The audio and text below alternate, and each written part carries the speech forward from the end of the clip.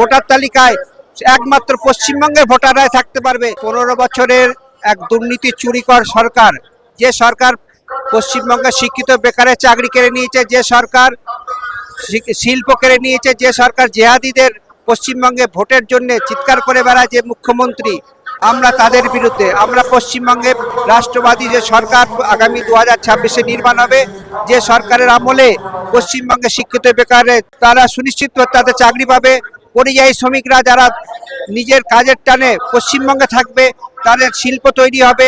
আমরা সেই সরকারের পক্ষে, আমরা এই জন্য পরিবর্তন চাইছি। পশ্চিমবঙ্গে একটা স্বচ্ছ প্রশাসন হোক, পরিবর্তন একটা স্বচ্ছ ভোটার তালিকা হোক, যে ভোটার তালিকায় একমাত্র পশ্চিমবঙ্গের ভোটাররাই থাকতে পারবে।